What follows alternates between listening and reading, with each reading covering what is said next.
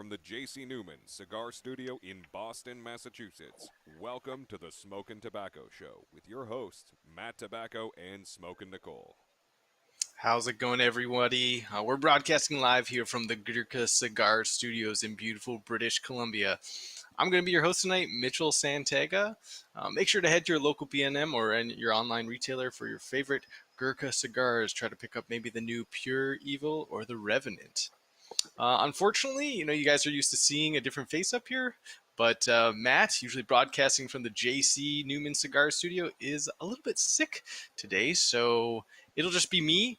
And yeah, we might as well jump right into it since I don't really have anyone else to banter with. And we'd like to introduce today on the show, Ram Rodriguez from Artista Cigars.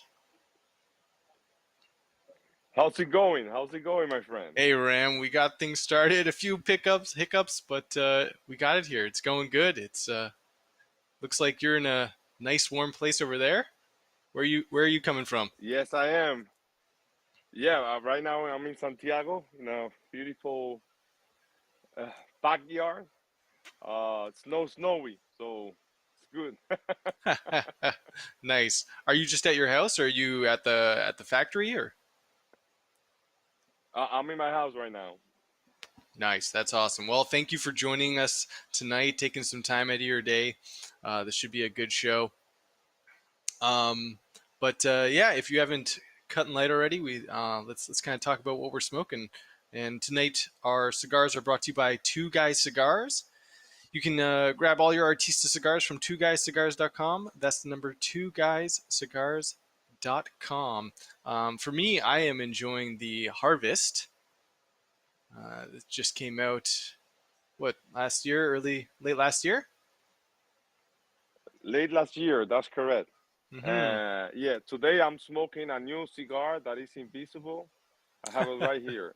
So unfortunately, yeah, it's been a crazy day for me too here, and I forgot my cigars in the office. What a shame. And we have an expression on this island. We say in Spanish is "en casa del herrero cuchillo de palo." That means on the Smith house they use wooden knife. So like I don't have cigars on my house right now for some reason. No cigars in your So house. sorry, guys. Couldn't even get to your neighbor's house, or just no, I'm just kidding. Yeah. No, sometimes that happens. But thank you so much for joining us tonight. As always, we cut and light our cigars with Blondie, Cigar Blondie. Head over to cigarblondie.com for your accessories. You can get these accessories, 3 beautiful colors in black, white, and silver. They come with a sturdy straight cutter and a beautiful blade torch lighter. Mine are in the mail on my way, so I don't have any to show anybody. But usually Matt has a nice pair to show people. And yeah, so Ram, let's kind of get right into it and tell us kind of a brief history about how you kind of got into the industry as well as Artista Cigars and the inception of that.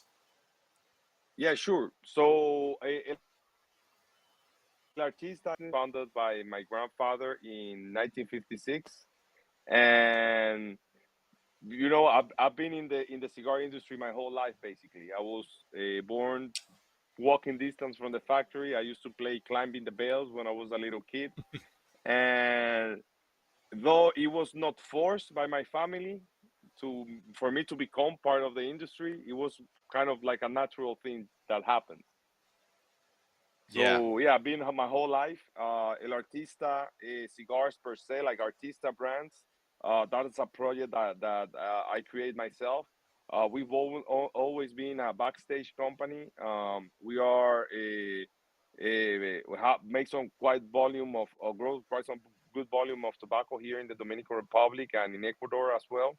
And a private label is always been a big part of our company as well. When I got involved in the company, my dream from the beginning was I want to create a cigar brand and be out there, attending to the shows, visiting cigar shops, and having a presence by ourselves, not only like a backstage. Yeah, for sure. Um, in in what year you mentioned you kind of spearheading the Artista project? What year did that happen where you guys started making your own cigars for yourself? So we've always had but they have always been distributed so for by exclusive channels like some online stores, for example. When I jumped on board with the project, I was 20 years old. So 2012, more or less, Yeah. is when we established our operations in Miami, and we start doing our own importation, and from there distributing all across the United States. That's awesome. More recently, you went from being El Artista to just Artista Cigars.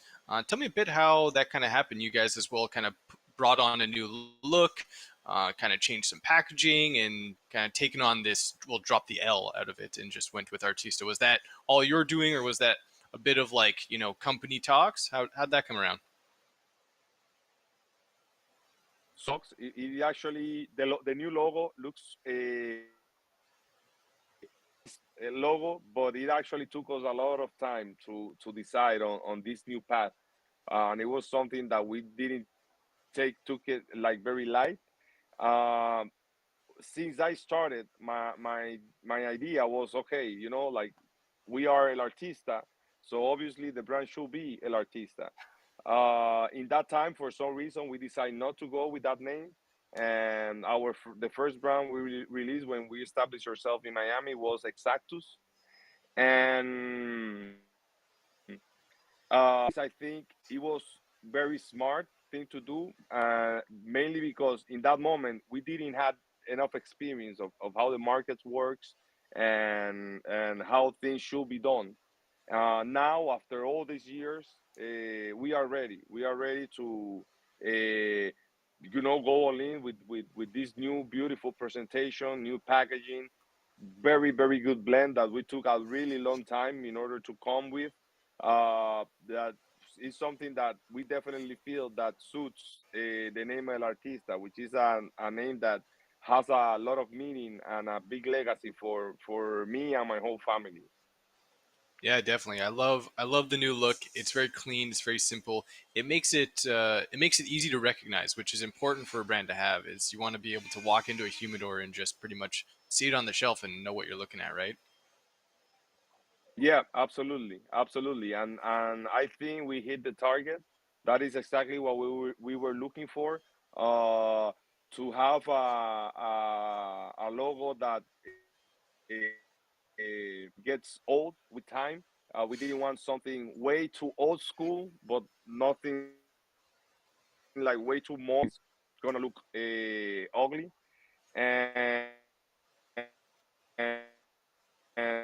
And yeah, with this logo, this box as well. Yeah, you definitely got something there that can last the test of time for sure. You mentioned kind of your first brand. Is that brand that you mentioned still on the market today that you guys first came out with? Yeah, it's still there. It's still there. Honestly, we're not pushing it that much anymore. Uh, in the like at least in the U.S. market, like we are focusing more in the Buffalo 10, which has been our top selling product so far. But in Sure. some parts of in the Middle East and in some parts of Europe, Exactus is still a very good brand that moves quite well. Nice. That's good to hear that that brand's still around. Um, Talking about Buffalo 10, it's definitely a huge brand. I'd say in the last few years, it's really taken off. When did Buffalo 10 kind of hit the market, and what different wrappers do you have in offering for the Buffalo 10? So Buffalo 10 was 4 years ago. It was the first release, the Maduro. Really clear that there is a Maduro Connecticut, so it was pretty obvious that the other ones were coming. So the first year we did the Maduro.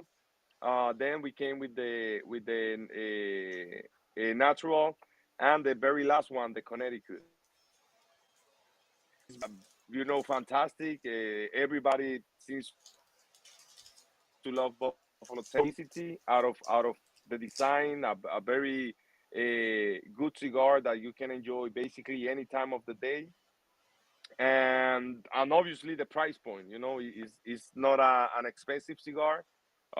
It's a cigar that won't kill your pocket, and you can just have Definitely. Definitely a great price point and great flavor. I've had the Buffalo 10 Maduro before, and once I'm through with this harvest, I'll definitely light up this Buffalo 10 Natural. I haven't been able to get my hands on the Connecticut yet, but I really want to try that. I've heard great things about it.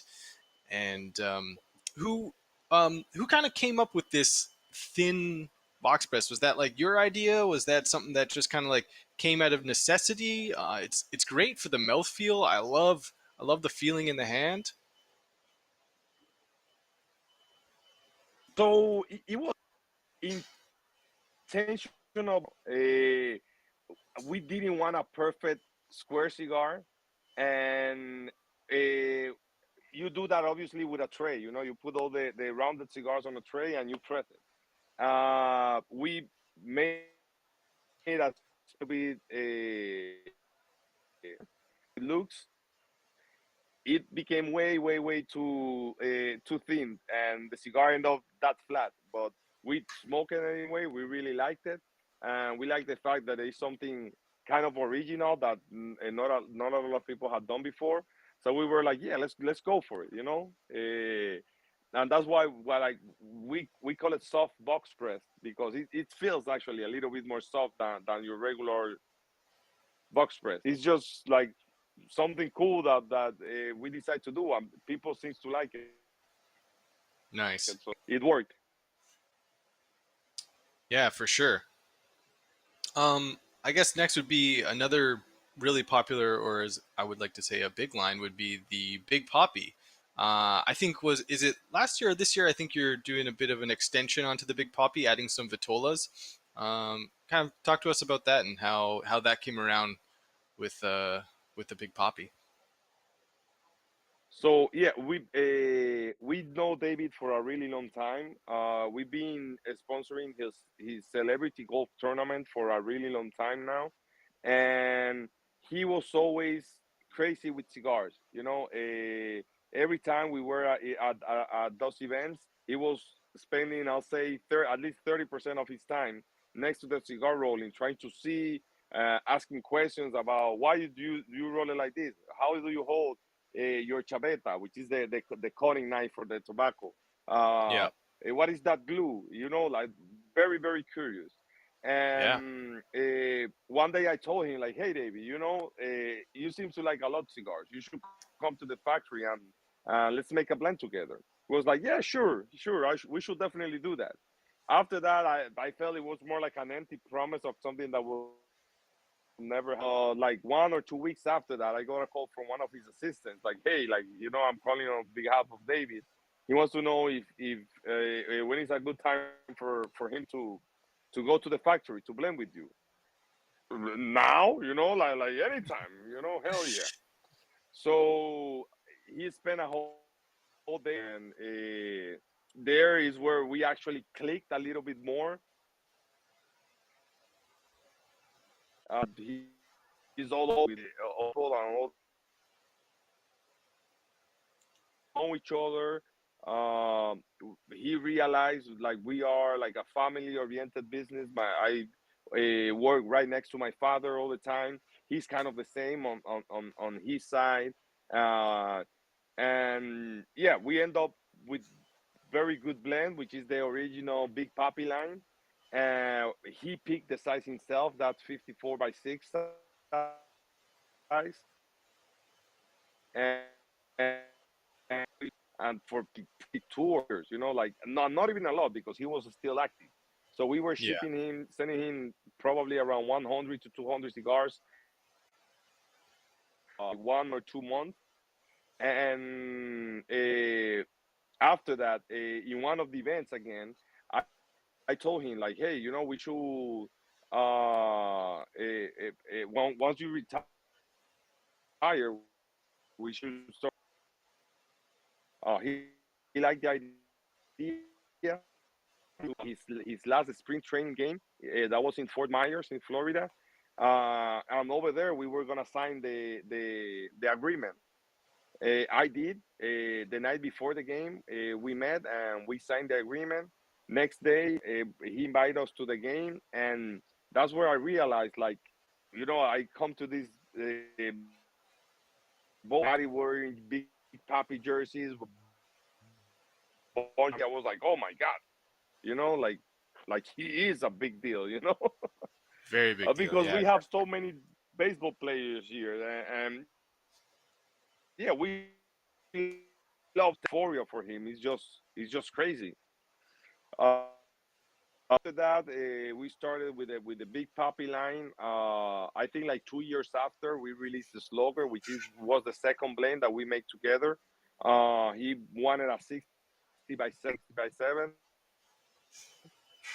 Was asking for, and 2 years ago we decided to release the robusto size of the same line, the Slugger. Some really interesting and cool things are coming from Big Papi, by the way. So stay tuned for that. Nice. I'm And definitely very excited soon. to see what's coming out with the Big Poppy. I think I've had the 5x50, the Slugger, and yeah, it was a nice blend. I definitely go towards a bit more of that Robusto. And I think you mentioned the Big Slugger was 60x7. What's the one of our audience members here had a question. What is the biggest ring gauge you guys make at Artista Cigars? So the biggest ring gauge we make is a 90 by 11, Whoa! almost 1 feet long. Yeah, it's a big ass cigar. And you know what's the funny thing? It moves quite well. It really does. And we did that cigar. It's called Exacto Super Coloso. We have it available in Maduro and Connecticut. And we did it more like a novelty, Of something course. to give away in events, and use it with offers. And we start getting orders from it. I was like, really? And reorders and reorders, and we still do. So I was like, so people are actually smoking this big guy, and to like we do the same blend, like it's the uh, same tobaccos that we use on the Exactus. We use the exact same on the Super Coloso. So yeah, people really like that cigar. Definitely, if you can get a nice blend on a big ring gauge, there's definitely a market out there in the U.S. for it for sure. Yeah, but a 90, my friend, I that's crazy. you know I've only smoked a few 60s. 60s is about as big as I can go. I'm a guy who really likes to, yeah, get Me my too. teeth in it, Me and too. when Yeah, I'm yeah, passing 60, it just my jaw hurts. My jaw hurts. yeah. And ask again. Do you think you can make a 10 Yeah. by 100? That I mean, yeah, it can be done. There are no limits, honestly. You just need a bigger molder. Everything is Yep, possible. anything's possible. Yeah, It's and true. 90 is for people to understand. Let me get my calculator. 90, 64 is almost one the diameter of the cigar. So Yeah, it's quite yeah. quite of a big guy. You're almost at 2 inch diameter with a 100 there. It's pretty crazy. Oh yeah, yeah. Um, but yeah, I think your most recent blend and offering is the Harvest and the Midnight, if I'm correct. Do you want to talk a bit about those? Might as well just start with the Midnight, and then we'll go on to the Harvest and what I'm smoking. Absolutely. So I blended during the pandemic. We closed the factory for 2 months, and I basically had a huge warehouse full of tobacco for me to play around. So that's what I did. And the one that you're smoking, the Harvest, has a Ecuadorian Sumatra wrapper.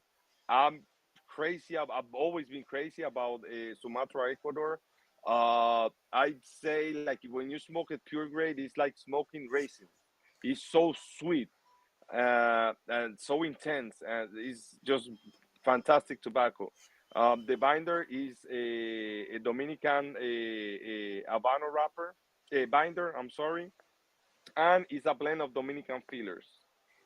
Those Dominican fillers, it has a couple of hybrids that we've been developing, uh, and yeah, like it's just yeah, unique. The tobaccos that we're using there are just very special, and that's why we decided to release it. Now, is those hybridized fillers you're talking about, are they only in the harvest, or are they in the harvest and the midnight as well? There is only in the harvest. Okay. Yeah, And is I cannot disclose, unfortunately, the name of like what the harbor came from, and we don't even mm, have a label. But it's such a unique tobacco, man. You know, like if when you smoke a pure grade, it's like what is this? Do I like it? Do I hate it? I don't even know. It's just something special, and it took me a really long time in order to create that blend, just because I didn't even knew how to play around with it. it definitely on the palate has a very unique flavor. I'm definitely getting some of that pepper, the wood. It blends really well, and there's that good amount of sweetness you're talking about. I really get. I took a really nice retrohale a few puffs ago, and I got an overwhelmingly like plum stewed fruit sweetness on the retrohale. It was really nice with that little bit of black pepper in the back. Definitely very unique, really good. I'm really enjoying this harvest for sure. Yeah, I'm glad. I'm glad to hear that, man. With a new hybridized leaf, do you guys have to do any like different or new fermentation process on that, or is it pretty standard there? I know you guys publicly talk a lot about kind of your platoon fermenting and stuff like that. Correct me if I'm wrong, but I think you guys usually use wine. Do you use something for this, or have you kind of played around with different platoon fermentation on some of your tobaccos? Sometimes we play around. We don't have a betum like most of the companies that they have like this secret formula that they blend with different fruits and spices and stuff. We on our regular production we only use wine in some tobaccos, like not even in all, just in some of them. Mm. Uh, the main reason is that the wine, the sugars inside the wines that we use, really adds a lot to the flavor. Up a lot, and for this tobacco in particular, just heat and water, my friend. It's like regular fermentation, like it should be done with all the tobaccos. Nothing else other than that. Oh, that's awesome. Yeah, this is a great blend. I hope it's doing well. Like I said, it's only been on the market for a little while, less than a year. And anything else in terms of new things planning to come out this year? Are you guys planning to be at TPE?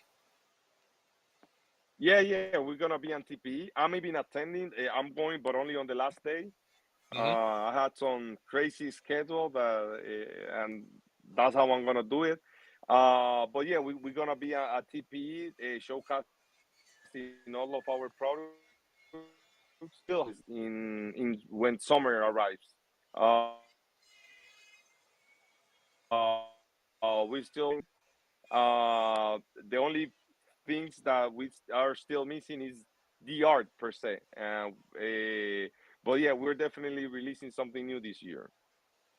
Awesome. Yeah, I can't wait to see that. I didn't quite hear what vitolas are the Harvest and the Midnight both offered in. So it's only gonna be two sizes, Robusto and Toro, Nice. Yeah, and they're I both think I box have the press. Robusto here. Yeah.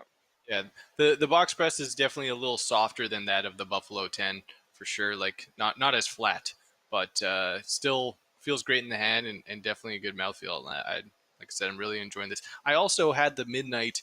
This was a while ago. I think I smoked the Midnight a few months ago, and yeah, it was definitely a darker, richer blend, and definitely had some unique flavors to it. What's the per on that again on the Midnight? I think you mentioned. Sorry, I lost you there. What was the question? What was the wrapper on the Midnight? The wrapper is a Habano grown in Ecuador. Maduro, Habano Okay. Maduro wrapper. Yeah. Now I know you guys grow a lot of your tobaccos.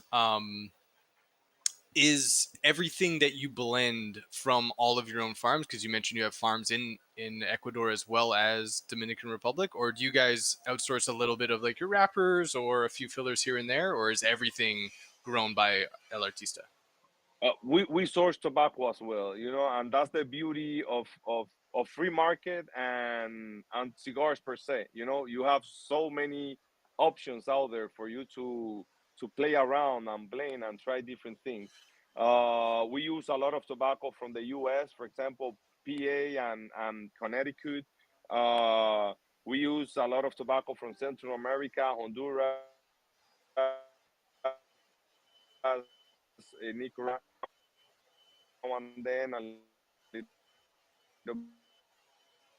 bit of Colombia, Peru, Indonesian as well, and even we use tobaccos from India, not on our blends, but in the factory we use it for sure. Wow, that's really unique. That's definitely a lot of tobaccos from all over the place. Yeah, What's yeah. what would you say is one of your favorite tobaccos that is not commonly found in, say, most like American blends these days, that you're like, wow, I wish this was in more blends, or it's just something that's not high enough produced that you're just like, this is super good. Dominican Piloto. The Piloto tobacco here is so good. Is the smell is so that even the smell of the smoke is like smelling a perfume. It's very citric, very intense, very peppery. I wish I could only use Piloto in all of my blends. It's just Yeah, the I've heard that tobacco. I'm so special. I've heard that before about Piloto, that a lot of people really love it. Is there a seed that you guys grow the most? Is Piloto something that you grow the most, or um, We grow a lot of piloto, but the things we like the main is that it's so hard to grow it. It's such a delicate seed, tobacco variety.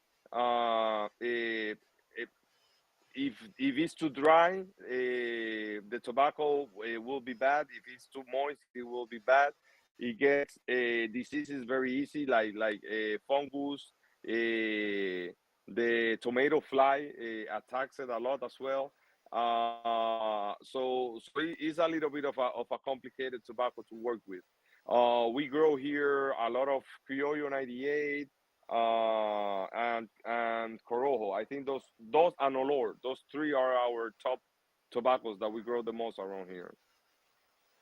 and what regions do you grow for the DR and Ecuador? Is there So in Ecuador, our farms are in the outsides of Quevedo. Quevedo is a city right in the middle between Quito and Guayaquil, around like 4 hours away from Guayaquil, 4 hours and a half from Quito. Here in the Dominican Republic, we're all over the place. We have farms in the border, close to Haiti. We have a lot of farmland there in Guayubin, all the way to La Canela, here in the Cibao Valley. Then a little bit more on the north, but inside the valley, we also have farms in San Victor and in Moca and in La Vega, which is a town like 35 kilometers from here. That's like a trillion miles. I don't do miles. I'm sorry, guys. You're in Canada, so you do kilometers, right? I do kilometers? That's correct. Okay, so yeah, so like 35 kilometers from here, in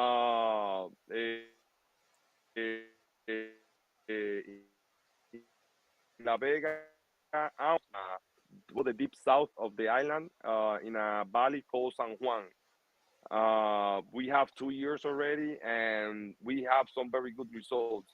We are almost ready just to go all in on that valley. Nice. That's exciting. It's always good to have different regions. It creates just such unique tobacco from all over the place, right? You plant the same seed in a different soil, and you almost get a totally new tobacco. It's super cool to Yeah. hear that you guys are expanding and you're all over the DR. Did you obviously you're in Ecuador? Are there any other plans maybe in the future to get into other countries, say Honduras, Nicaragua, or even going back into places where we used to see a lot of stuff grown, like say Jamaica, or you guys are close to Haiti. I don't know if that's ever even possible to get into there. So ourselves, I don't see that like us in the near future, just like venturing in other territories. But again, I'm very curious and I love trying new things. So and it's interesting. Like I think there's a lot of potential on that other side of the island, and I hope that happens. It kind of makes sense at the same time. If Yeah. they can grow tobacco there and we manufacture, and eventually they could start making cigars as well there, that will be actually pretty cool. But in Central America, we have way too many friends over there that it doesn't make a lot of sense for us to venture over there. Since we have them already, and we trade tobacco to each other, so there's no really need over there either. But yeah, we're always open. We're always open to see opportunities and to try new things. That's for sure. Awesome.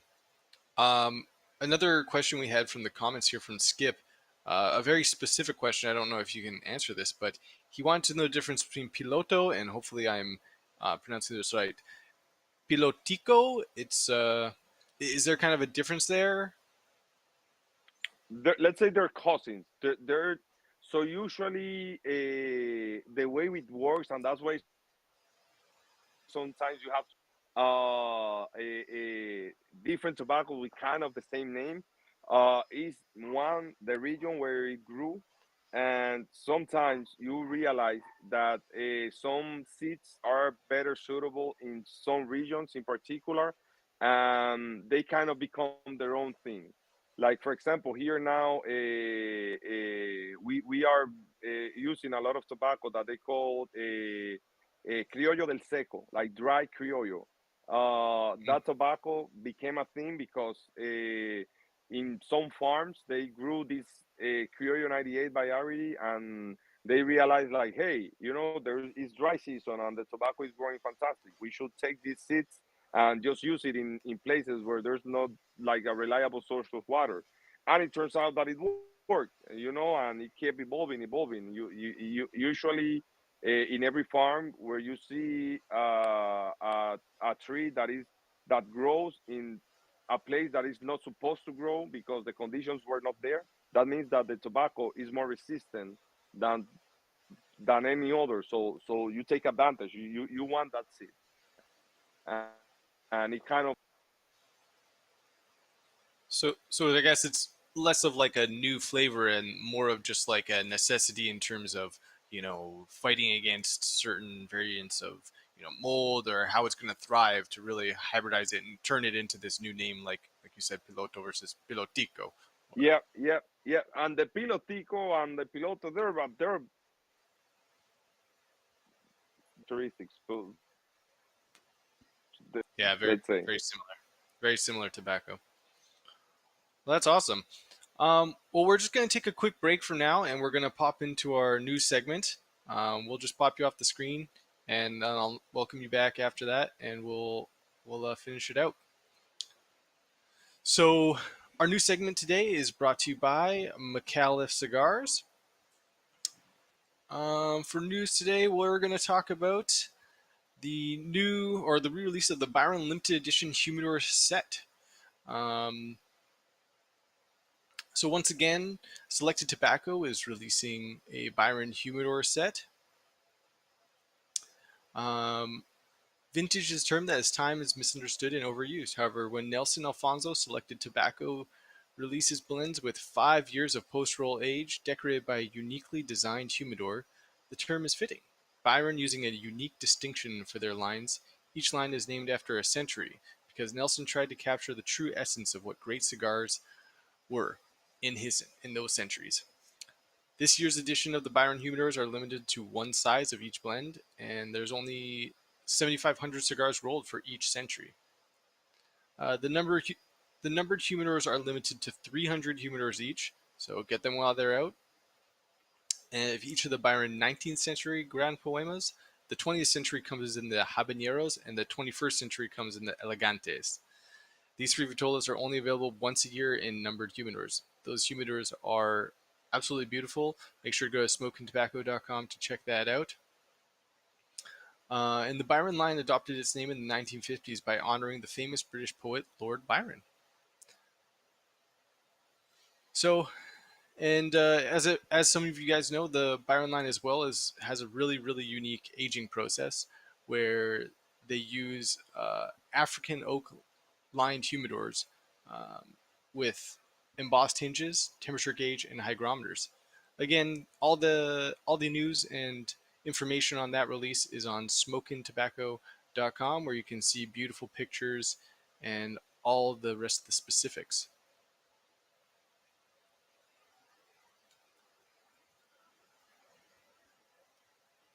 Awesome, Ram. Well, is do you have any other things that you wanted to mention tonight? Oh, actually, Skip had one more questions. Again, a very specific question. You kind of mentioned tomato fly, and do you know, is that a similar thing to the horntail caterpillar? I don't know if. I'm really sorry, Skip. I have no idea. Maybe. I tomato. I know it's called the mosca del tomate in Spanish. I don't know if. Yeah, I'm really sorry. I have no idea, man. Yeah, he's pulling out. He's digging deep for those questions tonight for sure. Yeah. Good. I like deep questions. I'm definitely gonna talk to my agronomist tomorrow to figure that out. Nice, awesome. Thank you so much. Um, sorry. Uh, the Big Poppy as well was introduced as a firecracker. Um, how did that go? Was there a re-release of that, or was it just the one release? It was a one release. Yeah, we team up with my friends from United Cigars, and yeah, we made the firecracker. That was quite a cool little project, man. We decide to bit of a different box design for it.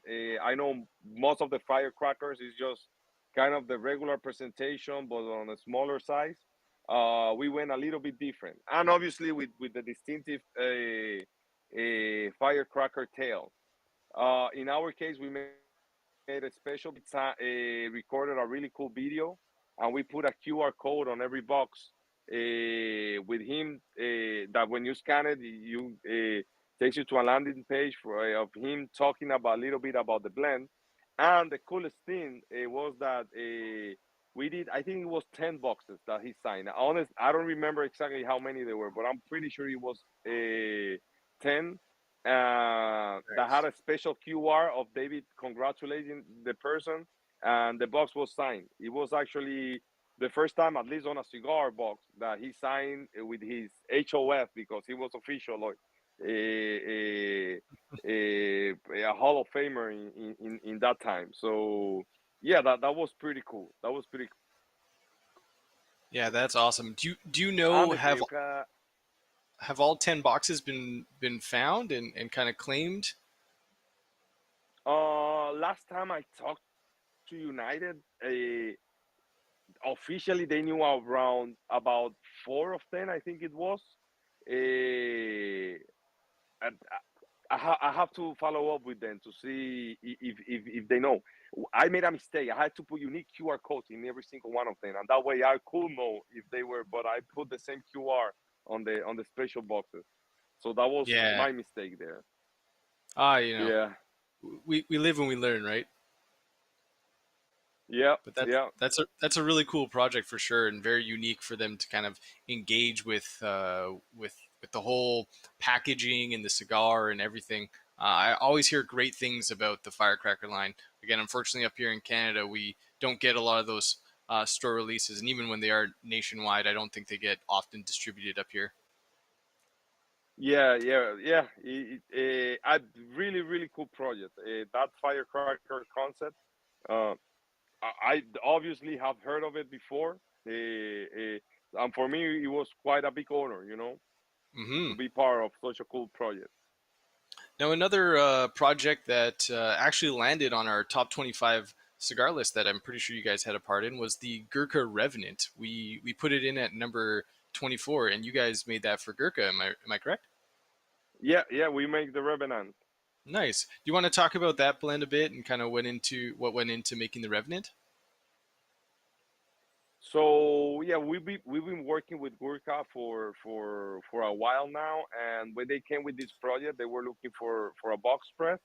And what I like the most about them is that uh, it's not usually with big companies. It's like, okay, this is what we want, and that's it. They let me get involved a little bit on the blending, enjoy it. They were very clear of what they were looking for. I tweaked their suggestions a little bit, and they decided to go with the suggestions that I did. The most special thing about the Revenant is the binder. It has African Cameroon binder on their cigars in the natural and in the Maduro, and Nice. fantastic. I really like working with them. Yeah, Cameroon is one of my favorite rappers. Like that African Cameroon is just it's so unique. It adds great flavor, and when blended well, I find it blends really well with a lot of Dominican stuff. But it can go well with so many different other fillers. It's a great blend for sure. Do you guys have anything else in the works with Gurkha um, coming up in the next couple years? You need to ask Gurkha. that's Yeah, that's fair. we are always talking. Yeah, we always have some cool things going on. So maybe there's something coming. You never know. There's always stuff coming down the hole. Yeah. Um, yeah. Well, did you have anything else that you'd like to talk about tonight, Ram, or was there any new projects that you want to plug or let people know of? So mainly the Artista lines. It took us a little bit more longer than expected to release it, but it's finally out there. So hope people get to enjoy it. It's a very special project, not only for me but for all of our team, and here in that. I really hope people get to enjoy it as much as we did developing that project. Stay tuned for that are coming, not only for me, but also for the companies that I make private labels for, like Gurkha. And yeah, thank you, thank you everybody, and thank you for smoking Artista cigars. Awesome, thank you. And you mentioned you're going to be yourself at TP. I assume you guys also plan to be at PCA this year. Yeah, absolutely, absolutely. We're gonna be TPE, PCA, and in Intertabak in Germany in September. Nice. I heard that's a really big show for sure. Yeah, that a really fun and interesting show. Put it on your bucket list, my friend. Yeah, I definitely want to get over there for that. I've never been to Europe, and I think that would be a good excuse for me to fly over. Yeah, absolutely, absolutely. Awesome. Well, thanks again, Ram, for joining us tonight. Um, and thanks everyone as well for tuning in live. Don't forget to like, follow, and subscribe us on Facebook, YouTube, or wherever you're going to watch us live. And remember, you can always catch our show on demand with Podbean, Apple Podcasts, Google Podcasts. Have a great night, and we'll see you guys next week.